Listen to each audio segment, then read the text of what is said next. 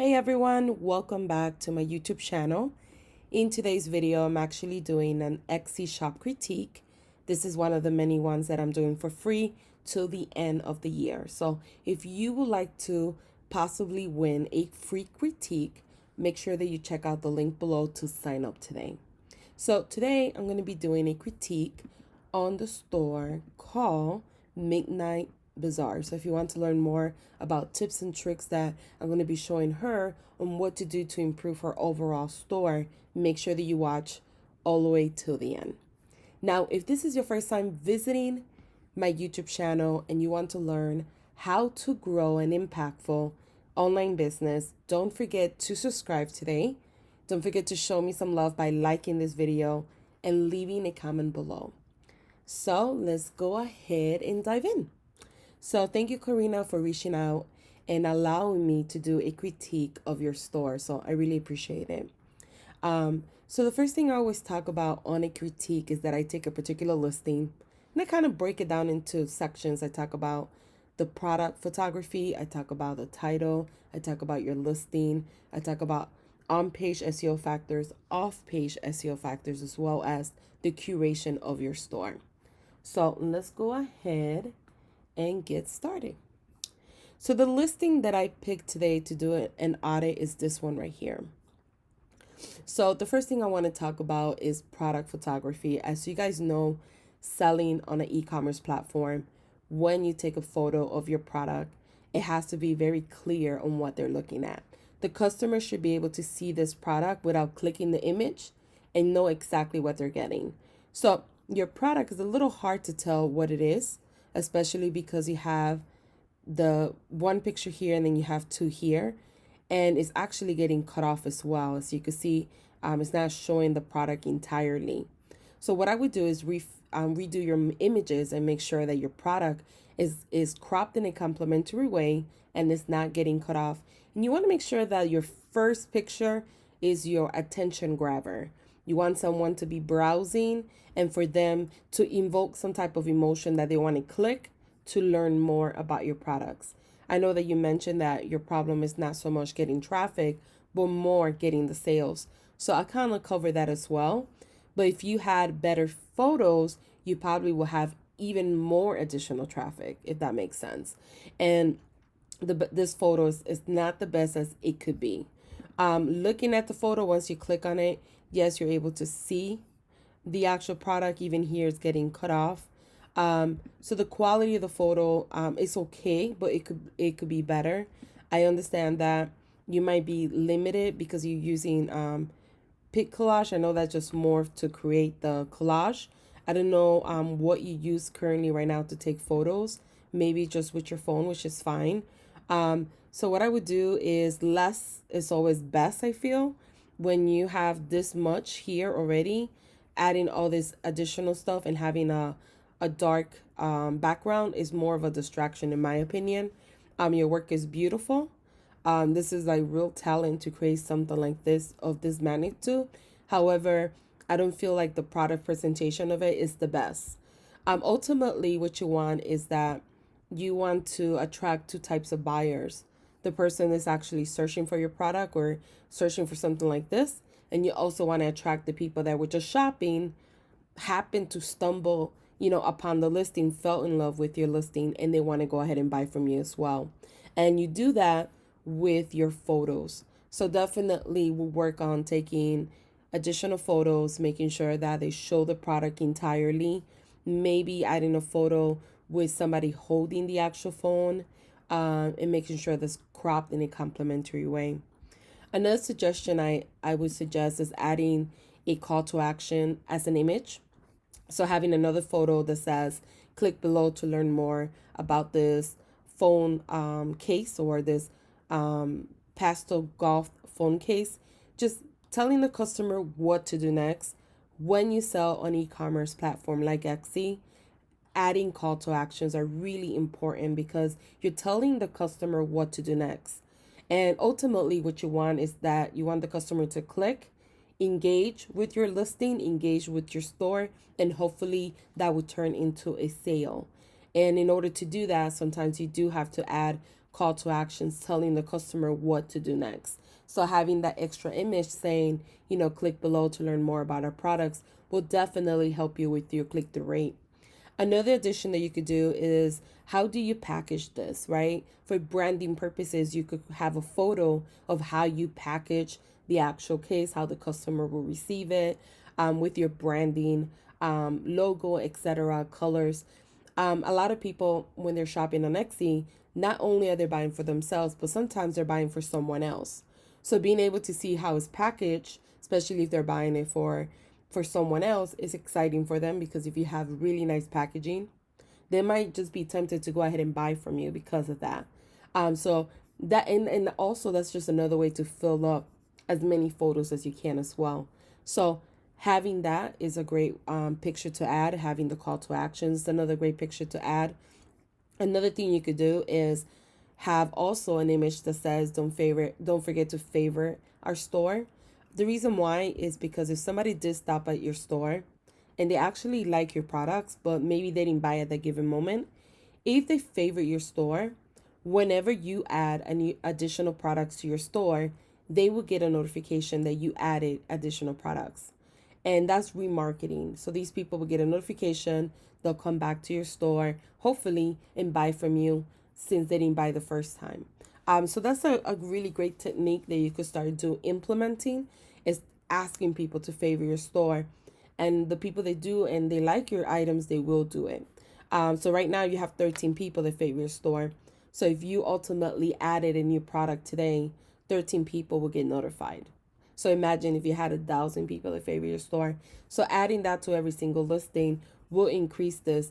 The overall goal of your store is to add as many things as possible that would trigger more sales. So if you add a call to action that says click below to learn more, that might trigger a sale. If you say, hey, don't forget to favor our store, and then they get a notification, that might get you another sale. If you do all these different tactics or marketing strategies, that could ultimately get you an extra 5,000 a year, right?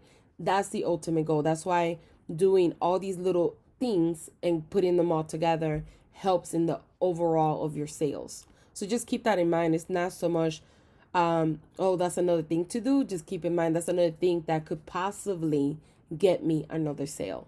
So those will be the two suggestions that I would say are more important: the call to action, and then updating your photo, and then everything else, just additional stuff that you could do. The keywords, I know this is hard to change because I personally have keyword stuffing, and I'm changing one of my bigger stores that have over 10,000 listings, and it's taking me forever to change. But keyword stuffing is no longer, it's like frowned upon on Etsy. They have changed it. It used to be okay to fill this up with as many keywords, but Etsy doesn't want it anymore. There's two main reasons. I totally understand why. The first one is because it's confusing for buyers. Buyers don't know that you're putting all these keywords due to the fact that you're trying to rank for them. But secondly, when buyers are reading it, they get confused on what exactly they're reading, especially when you have a whole bunch of keywords put together this way. So you want to make sure that you still write the title for SEO purposes, but you also make it user friendly for the customer. So your main keyword should be in the beginning of your title. Keep in mind, everything else does get truncated in the search results. So there's no point of adding all these additional keywords. This is what your listing looks in the search results. I'm going to show you now once my computer picks up. And so I'll continue talking while my computer opens the next screen. So your keywords do get truncated, and this is what people see here. So this is what they see in the search results. It stops after case. So anything after that, they're not seeing. So therefore, I wouldn't worry so much about adding so many keywords. What I would do is maybe add 1 or 2 keywords, keeping the main keyword that you want to rank for in the beginning of your title for SEO purposes. Keep in mind that main keyword in the beginning of your title will also be the title of your page. So that's why you want to keep it there. And so I would do is remove all of this, maybe write a short call to action, and that's about it, like a short description of what you're selling. Now, if this is your main keyword here, let's say this is the main one here, you want to make sure that this keyword is also in your tags. This is an on-page SEO factor. that you need to make sure that you comply with. So let's see. The keyword is decoding pastel golf phone case. Let's see. And I know you probably have to break it down into two, which is fine. I don't see it written exactly how you have it. So because, there's only 20 characters, what you would need to do is this might be one keyword, this might be another keyword, and this might be one by itself, or you might have to shorten it down. But when you have a keyword that you want to rank for that's longer, you will break it into two keywords. Having this one by itself is not a good idea because it's too broad. A case could be pretty much anything. So therefore, I wouldn't recommend that. But having this one as one and that one as the second, it is a good choice if you know that that's a good keyword that you're going to rank for. Right now, you don't have it in this order down here. You have this one here, but you start with golf phone and then you don't have it in that particular order. So what you want to make sure you do is that whatever you have here, let's say this is your main keyword, you want to have it in that same order as a tag. And this is keyword relevancy for the search results. This is one of the things that the algorithm takes notice when people type in keywords and they're trying to find a product. If your product matches exactly with what the person wrote, your listing will rank higher in the search results. So you definitely want to work on that because it doesn't look like it's optimized for SEO, your title correctly. Another thing you want to keep in mind is that if this is your main keyword, you have to have the exact keyword. So you have 1, 2, 3, 4, 5 words. You have to have it here exactly the same way in your first 155 characters. This is called the meta description. You actually do have it, so I apologize. So great job on that. And the meta description is basically, it's a snippet that's shown to Google when people search for your products. This is what they see on Google Preview. And that is supposed to be short, have your main keyword, follow with some sort of call to action like click to learn more or click for details. So in your listing, you actually have done that. So that's a good job, and you have kept it short. I know it could be very hard to write a meta description. So in that sense, you have done a really good job. So now let's go ahead and talk about your actual keywords, and then we'll come back to the actual listing description. So these are the keywords that you currently have.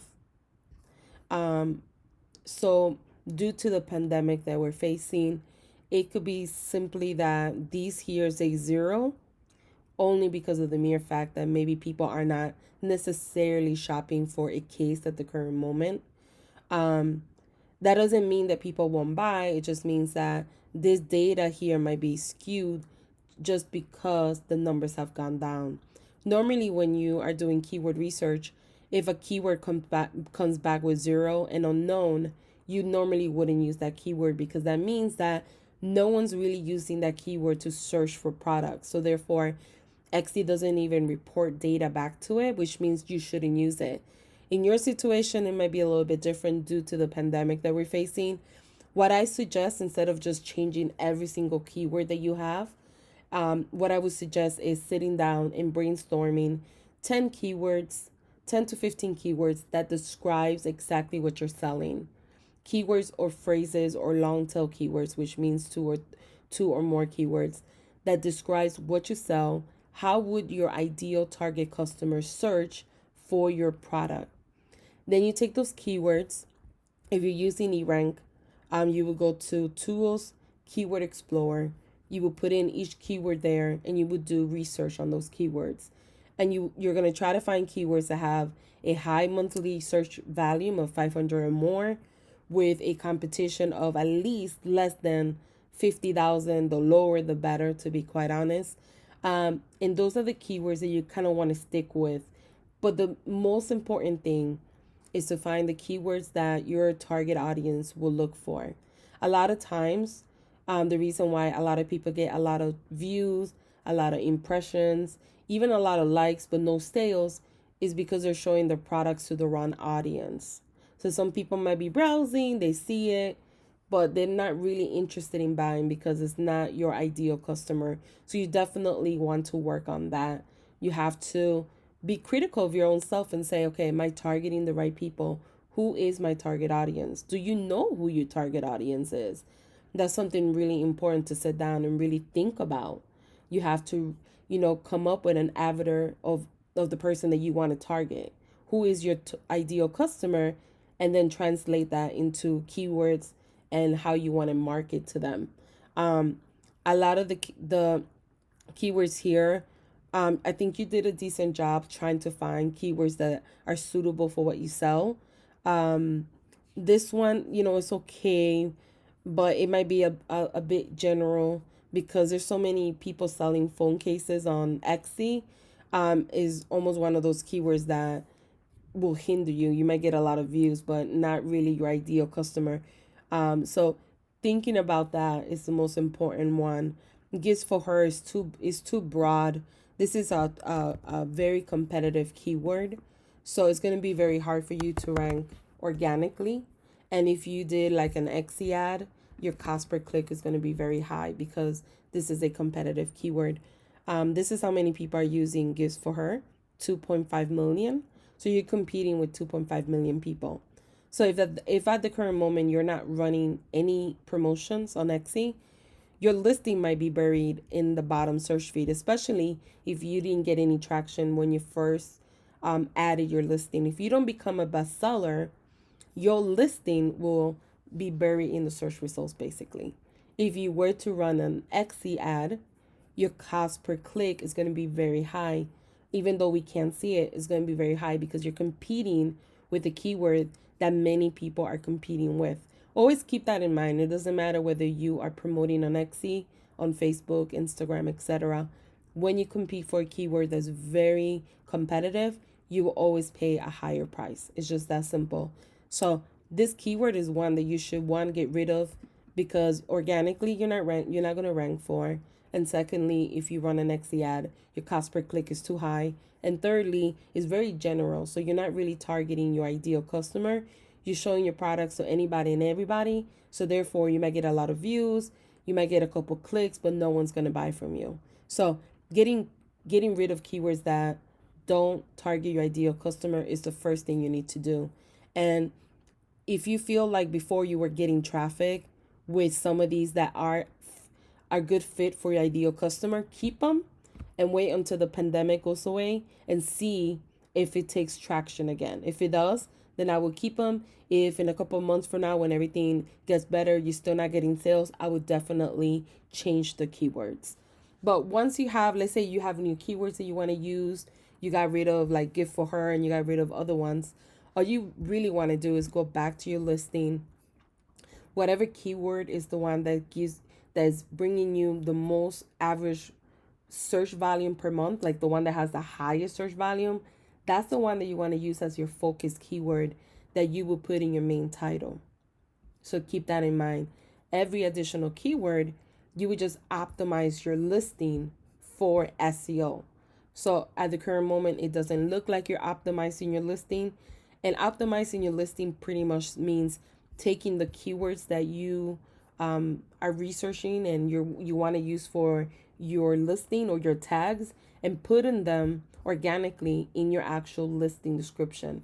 This is going to give you a boost of SEO whenever somebody types in these keywords in the algorithm, it's going to take notice that you have them and it's going to drive more traffic to your store and you're going to rank higher in the search results. But you definitely need to include those keywords in there. I think that you did a really good job with your listing description. You have included how to order, which is really important. There's many people that don't know how to order or it's their first time ordering on Etsy. So if you make the buyer's experience a lot easier and very user friendly, the easier is for them to go ahead and check out and buy from you. So I think that's the best thing that you could do. You added those instructions. You have notes, care instructions, frequently asked questions, and then you have, make sure you tag us. Stuff like this, what I would do is I would put it maybe in your banner if you in your banner, because a lot of people don't read all the way in the bottom. I will definitely add a banner and say, tag us ad, and then put your social media handle. Um, what I would do here is I would add backlinks to other areas of your store. Ultimately, what you don't want the customer to do is read here and then click back and leave your store. You want to keep them in your store. So having a link here that goes to your homepage, or having a link that goes to similar products that they might be interested, is a great way to increase your click-through rate, to keep them engaged in your store, and hopefully they'll interact with your brand, get to know who you are, love something else that maybe they found on your store, and then from there turn that browser, or that potential customer is browsing, into an actual customer. So definitely add links to other areas of your store. It's definitely a thing that you should add. Let's go ahead and look at your categories real quick. I just wanted to look at that real quick. Okay, so categories, you did a really good job with that. Attributes, I mean, I think it's okay. I think that could go for a holiday like Valentine's Day. Be careful with attributes. Attributes act like they act like tags, basically. So if you pick the wrong attributes, or you add too many attributes that are not relevant to what you're selling, that hurts your conversions, because the more people see your listing and the less people buy, your conversion rate is hurt, and the algorithm takes notice, like, okay, wait, this has no conversions, no one's buying, and then they score your listing, and then they put you down in the search, and they bury you in the search results. So making sure that you choose the right attributes is really important. Don't just add every attribute just so you could increase the likelihood of somebody seeing it, because if that's not your potential customer, it does hinder you. So just keep that in mind. But everything else looks good in the sense of category. So let's go back to your store, and let's just do like an overall look. I do recommend getting a banner, whether you do the small one or the big banner. It's just a nice way to look apart from different stores. You're competing with so many stores on Etsy. What can you make? How can you make your store stand out? How can you make your store, when people stop at your store, remember you, right? One way is adding a banner, believe it or not, but adding a banner, you could add your handle name for your Instagram or any social media platform that you want to use. I also recommend on your banner adding some sort of like email list, and start growing your email list. Doesn't matter whether you got 4 sales or 1,000 sales and you never started your email list. Is really important, because when you start your email list, these are people that already bought from you. They already like your products, and whenever you add a new product or a new listing in your store, you could send them an email and say, hey, this is new on the store. So it's really important that if you want to scale your business to the next level, that you start collecting emails as soon as possible. And you could put a banner up here that says, hey, get 10% off on your next purchase if you sign up for an email list. And collecting emails, you could do that on Etsy. They actually even have, if you go to the dashboard integrations, they offer 2 types of services that you could start using. I know one is AdWeber. I can't think of the name of the other one, that you could start collecting emails. So it's okay to ask for an email. The only thing that you're not allowed to is add people to the email list without asking them first, or without them giving you consent. So just keep that in mind. I think that's the biggest misconception. A lot of stores are scared of breaking a rule about emails, but you could do it. Just make sure that you don't add anyone without their consent. What I will also do is work on possibly getting like a logo made for your store, for your business. I know this is like it looks like a logo, I guess. So great job for adding something. I would just work more on getting a particular logo that you could start using in your other platforms as well. So people could start recognizing who you are. I apologize, my computer turned off, so I had to restart the video again on the part that I was talking about branding. So let's go ahead and continue with that. So what I was saying is probably a good idea for you to get a logo for branding purposes. That way you could use that logo across all your social media platforms. You could use it for your email provider. You could use it for a blog if you ever open it up. But the most important thing is for branding purposes. You want people to start remembering your store, remembering your brand. That's how you're able to scale your business to the next level. Um, Looking at your photos, if I saw this listing here, this one, and even this one in the search results, I would think that they're all coming from the same store. I think my biggest concern is mixing candles with phone cases. I don't think that's a good combination because that's two different target audience. Ultimately, what you want to do is start very niche when you start a business. And then from there, depending on what your audience is asking for you to add, that's when you start adding additional products to your store. Having these two products here could be a turnoff for a lot of people. They might not want to favor your store or follow you because of that. So I would focus on one or the other. I think having both of them is not as helpful. I think on the overall, if I had to choose one of the two, I would keep the candles. They're very beautiful. All your work is very beautiful, but I do think that it's going to be a lot harder for you to find your target audience when you have two different types of products. Even if they're made kind of like similar, but they're very different to each other because this is a candle and this is a phone case. So that would be my suggestion on that. Also, there's not like a specific number that I could say, oh, if you had this many listings, you will sell like crazy, because I have seen stores with 23 listings that made more sales than my stores that have a lot more than that. So I'm not going to speak on numbers. I do think that it is necessary to keep adding products to your store on a regular basis, only because for Etsy, they like when shops are always adding new products. If you want to stay always current on the search results and the algorithm, you have to continue adding new products. If you don't add new products, after a while, you'll start noticing that your sales go down and down and down. If that's the case, then you are responsible of finding other marketing techniques to drive additional traffic back to your store. Whether it's using Pinterest or other different platforms, you will be responsible of driving that additional traffic back. But I would definitely focus on adding more products. You don't necessarily have to add like 10 per month, but one or two per month at least starting. Sometimes I know it can be difficult to add additional products, but now that you might have the time, especially because of the pandemic that we're facing, it might be a good time to start adding new products. Great job on your reviews. I mean, I don't really think I have to speak. You only have two, but they're really, really great reviews. Great job on this photo. Actually, is very pretty, by the way. Great job for adding an about me. One thing is, this is important because a lot of people, when they buy on Etsy, they want to know who they're buying from. When they buy on Amazon, they could care less, right? When you buy something from Amazon, I never said I bought it from this store. I always say I bought it from Amazon.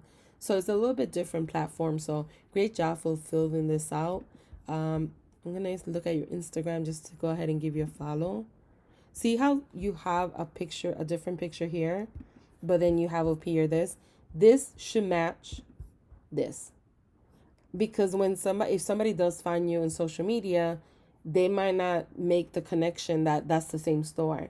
So for branding purposes, if you want to scale your business to the next level, whatever picture you put here, which is like your logo, should be the same picture you put across all your platforms. It should be consistent all across. When you go to Nike, you always see the Nike sign. You will never see like a random picture on their Instagram that doesn't have their logo on it. You always want to think like that. So that's what I would definitely do. Let's go look down here. So yeah, I mean, pretty much you have everything else filled out. I mean, the only other thing I would say is here. Great job for having an update. That's really great that you did that. I will also add here, once you start collecting your emails, this is a spot where you could put asking people, hey, join my email list. So this is another spot besides your banner. Making sure that you add it everywhere. Even here, you could add don't forget to use this code, or don't forget to sign up for my email list here. and having that link everywhere and anywhere that the customer will see it so they could sign up for your email, and hopefully you'll grow your email list. But other than that, these are my suggestions for your store. If you have any questions, feel free to reach out to me at any given moment. And thank you so much for allowing me to do a critique of your store.